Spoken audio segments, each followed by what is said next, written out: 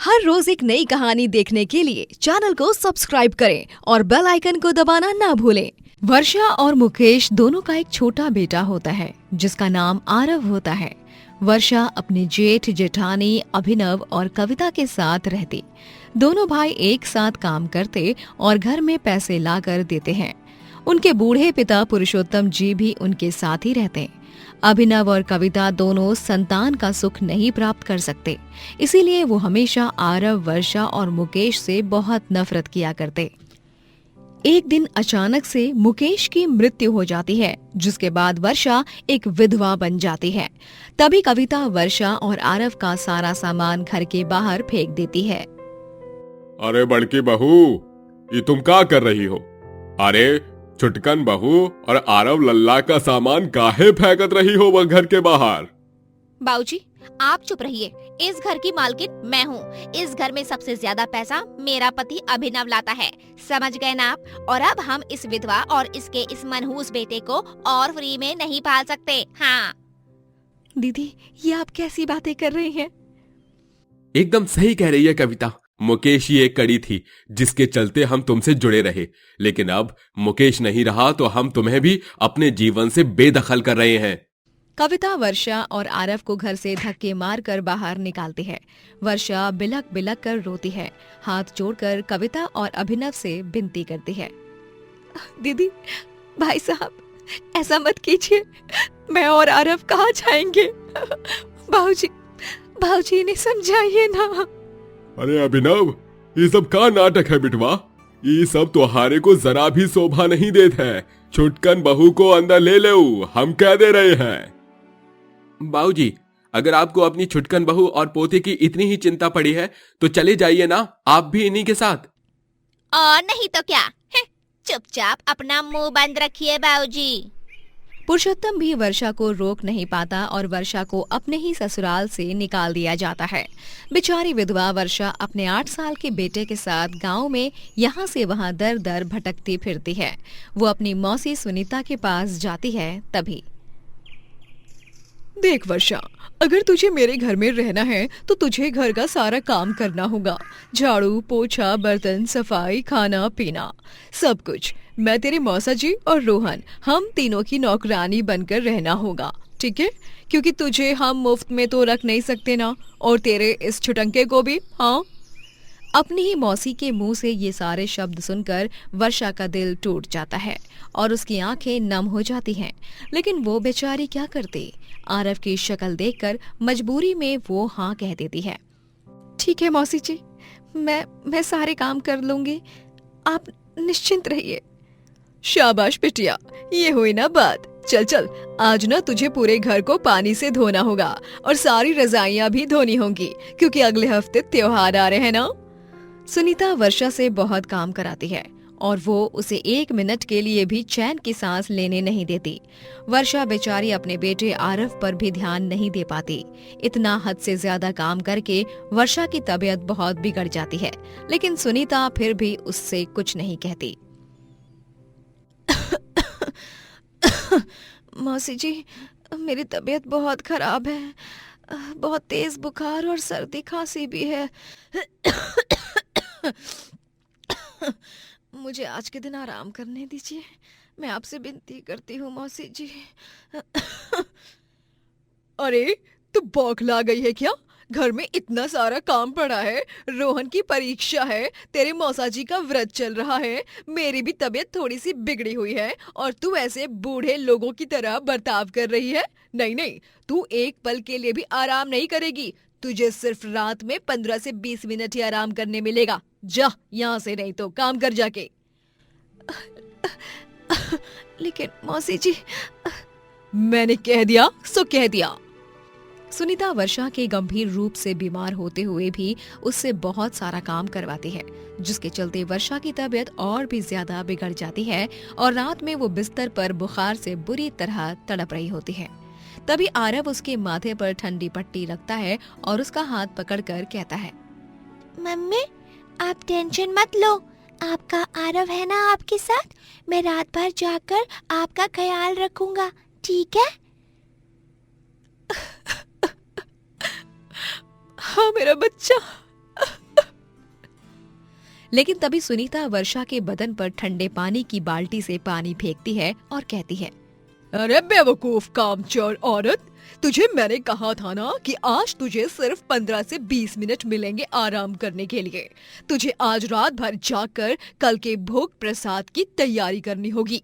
यहाँ पर क्या तुम दोनों माँ बेटे मुफ्त की रोटियां तोड़ने आए हो? हाँ, समझे ना? चल लग जा काम पर तुरंत। हाँ, आई बड़ी मोहतरमा। वर्षा बहुत रोती है और रात भर जागकर भोग प्रसाद बनाती है। अगली रात वर्षा फैसला ले लेती है कि अब चाहे कुछ भी हो जाए वो अपनी मौसी के यहाँ नहीं रहेगी और उस अत्याचार से बचने के लिए वो आधी रात को ही आरव के साथ घर के पीछे की खिड़की से भाग जाती है और बस पकड़कर दूसरे गांव चली जाती है। मम्मी, हम इस गांव में आ तो गए हैं, लेकिन अब हम कहाँ जाएंगे?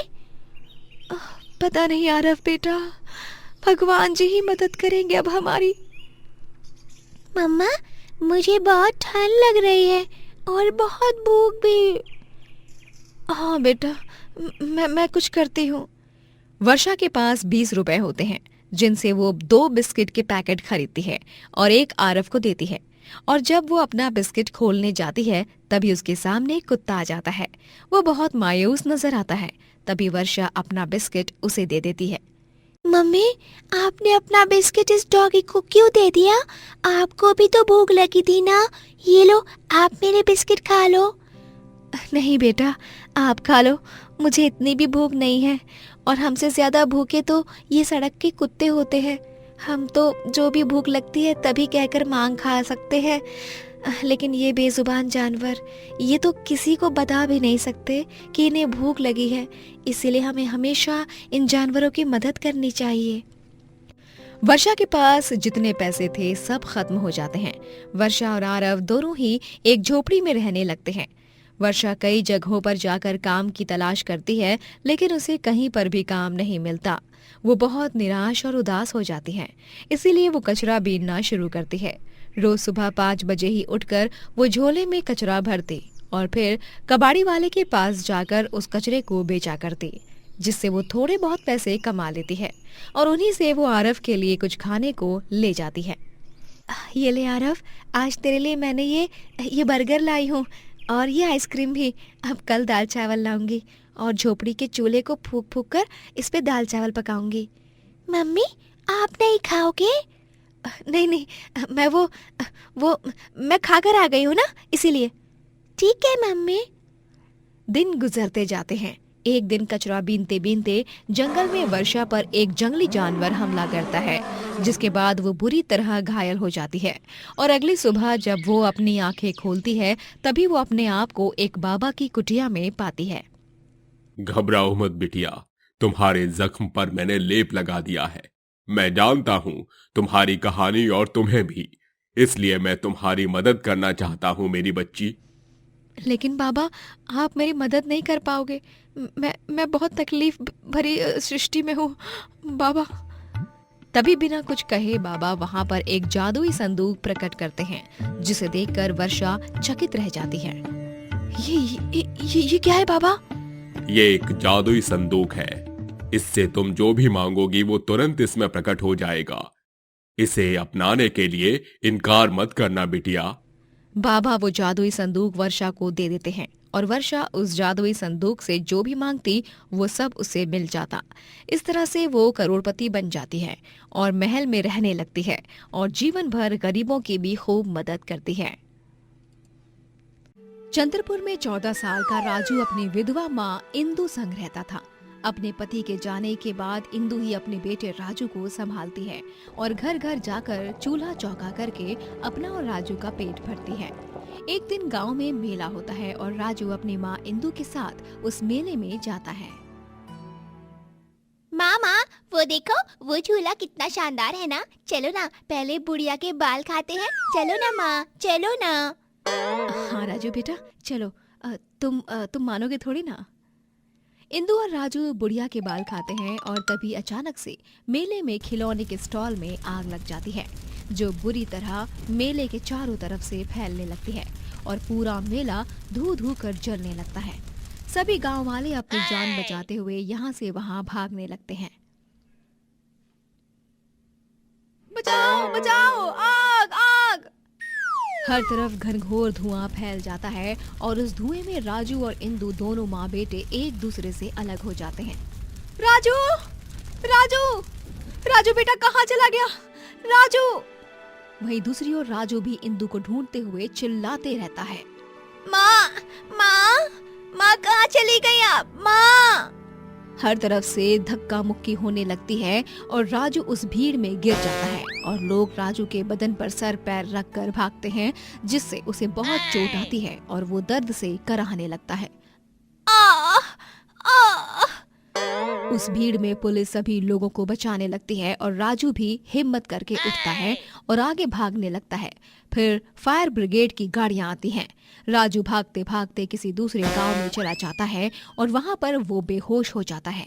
अगली सुबह जब उसकी आंख खुलती है तब वो अपने आप को कचरे में पाता है। उसके पास सिर्फ कचरा कचरा, कूड़ा ही कूड़ा फैला होता है। ये मैं कहाँ आ गया? कल रात को मेले में मेरी माँ मुझसे अलग हो गई थी। मुझे मेरी माँ को ढूंढना होगा। वो बहुत परेशान हो गई होंगी। माँ, माँ, आपका बेटा, आपका राजू आ रहा है आपके पास। माँ। राजू अपनी माँ इंदु को ढूंढने के लिए फिर से मेले की जगह पर जाता है। पूरा गांव भटकता रहता है लेकिन उसे उसकी माँ कहीं नहीं मिलती। वो आस पड़ोस के गांव वालों को भी अपनी माँ के बारे में पूछता है, फिर भी उसे उसकी माँ नहीं मिलती। अरे बेटा, तेरी माँ उस मेले में जल गई होगी। आधे गांव वाले उस मेले में मर गए। भूल जा तू अपनी माँ को अब। हाँ राजू, जिंदा लोगों को पुलिस ने एम्बुलेंस में डाला था। अगर तेरी माँ जिंदा बचती तो वो भी तेरी तरह तुझे पूरे गांव में ढूंढती। भूल जा बेटा, अब तेरी माँ तेरे पास कभी नहीं आएगी। झूठ, झूठ है ये सब। मेरी माँ को कुछ नहीं हुआ है। वो जिंदा होंगी। देखना आप सब, मैं अपनी माँ को ढूंढ कर ही रहूंगा, चाहे कुछ भी हो जाए। राजू अपनी माँ को ढूंढने की तलाश शुरू करता है। बेचारा अब बेघर हो चुका था। माँ के बिना वो सड़क पर ही रहने लगा। उसे भूख लगती तो वो किसी ढाबे के बाहर देर तक खड़ा होता। ये ढाबे वाले काका मुझे खाना जरूर देंगे। मुझे भूख लगी है। अभी इनके ढाबे के बंद होने का समय भी हो गया है। यहाँ पर रुकता हूँ। ढाबे वाला अपने ढाबे को बंद करने के लिए बाहर आता है। तभी राजू उसके पास जाता है और विनती करता है। ढाबे वाले काका, मुझे बहुत जोरों की भूख लगी है। आज का बचा हुआ खाना दे दो ना। बहुत मेहरबानी होगी आपकी। अरे ओ बुड़बक, डरपोक यहाँ से। पता नहीं कहाँ कहाँ से आ जाते हैं मुंह उठाकर। कुत्ते बिल्लियों को खाना डाल दूंगा, उसमें से ही खा लियो जो खाना है। ढाबे वाला राजू पर गुस्से से चिल्लाता है और उसे अपने ढाबे से दूर भगाता है। ढाबे वाला कुत्तों को खाना डालता है और राजू उसी खाने में से रोटी निकालने की कोशिश करता है। तभी कुत्ते उस पर भौंकने लगते हैं और राजू उनसे डर जाता है और भागने लगता है। वो सभी कुत्ते भी उसके पीछे पीछे तेजी से भागने लगते हैं। नहीं, कोई बचाओ मुझे इन जंगली कुत्तों से। आ! राजू तेज रफ्तार से भागते भागते एक पेड़ की डाली पर चढ़ जाता है और कुत्ते उस पर चढ़ नहीं पाते। वो कुछ देर तक भौंकते हैं और फिर वहाँ से चले जाते हैं। जान बची लाखों पाए, लेकिन मेरा खाना, अब मैं क्या खाऊं? मुझे बहुत भूख लगी है। बहुत कमजोरी भी महसूस हो रही है। माँ, आप कहाँ चली गई हो? मुझे आपके हाथ का दाल चावल बहुत याद आ रहे हैं। राजू को बहुत भूख लगी थी और वो पेड़ के फल को तोड़कर ही खा लेता है, लेकिन फल खराब होने के कारण उसकी तबीयत बिगड़ जाती है और वो रात में ठंड में कांपने लगता है। रोजाना वो अपनी माँ को ढूंढने के लिए जाता और निराश होकर रात में फुटपाथ पर सो जाता। वो हर जगह जाकर लोगों से खाना मांगता, लेकिन कोई भी उसे खाना नहीं देता। सब उसे मार कर भगा देते। वो अब कचरे में से खाना ढूंढने लगता है। मुझे कहीं पर भी खाना नहीं मिल रहा है, ना ही मेरी माँ मिल रही है। ये क्या हो गया है भगवान जी? दिन ब दिन यही चलता रहा तो मेरी तबीयत बहुत बिगड़ जाएगी और मैं जिंदा नहीं बचूंगा। और वही होने लगता है। राजू को खाना ना मिलने के कारण उसकी तबीयत दिन ब दिन बहुत खराब होने लगती है। वो पहले से भी ज्यादा पतला हो चुका था। उसकी आंखें लाल हो गई थी और उसके बदन की हड्डियां साफ साफ दिखने लगी थी। एक दिन वो यूं ही रास्ते से गुजर रहा होता है, तभी वो देखता है कि एक बेबी प्रैम रोड के बीच से चला जा रहा है और उसमें एक नन्हा बच्चा है जो रो रहा है और सामने से एक ट्रक भी आ रहा होता है। नहीं, ये प्रैम तो रास्ते के बीचों बीच से है। अरे इसमें नन्हा बाबू भी है। ट्रक उस प्रैम को ठोके उससे पहले राजू तेजी से रास्ते के बीच दौड़ते दौड़ते आता है और उस प्रैम को आगे ढकेलते हुए रोड के कोने में लाता है। इस तरह राजू उस बच्चे को बचाता है। उस बच्चे के अमीर माँ बाप वहाँ रोते हुए आते हैं। धन्यवाद बेटा, तुम्हारा बहुत बहुत धन्यवाद। आज अगर सही समय पर तुम हमारे बच्चे को नहीं बचाते तो ना जाने क्या हो जाता। हाँ बेटा, हम तुम्हारी जिंदगी भर एहसानमंद रहेंगे। धन्यवाद बेटा। साहब, आपके बच्चे को बचाना इंसानियत के नाते मेरा धर्म था। अमीर आदमी खुश होकर राजू को अपने घर ले जाता है और तभी राजू देखता है कि उसकी माँ इंदु उस अमीर आदमी के घर पर नौकरानी का काम करती है। माँ! राजू! दोनों माँ बेटे भावुक हो जाते हैं और एक दूसरे को कस के गले लगाते हैं। ओह, तो इंदु, तुम्हारा बच्चा जो खो गया था वो यही लड़का है? हाँ सेठ जी। इंदु, आज तुम्हारे बच्चे ने हमारे बच्चे की जान बचाई है। बहुत होनहार और बहादुर है तुम्हारा बेटा। अमीर आदमी राजू को एक संदूक भरकर सोना चांदी और पैसा देता है। ये रख लो बेटा, ये मेरी तरफ से तुम्हारे लिए उपहार। और इस तरह दोनों माँ बेटे का मिलन हो जाता है और राजू उन पैसों से एक बड़ा बंगला बनवाता है और कड़ी मेहनत करके एक बड़ा आदमी बनता है और अपनी माँ इंदु के नाम से गरीबों के लिए स्कूल और आश्रम खोलता है और उन्हें मुफ्त में खाना भी देता है। दोस्तों, अगर आपको ये कहानी पसंद आई तो लाइक करें, शेयर करें और कमेंट करके बताएं कि कहानी में आपको सबसे अच्छा क्या लगा।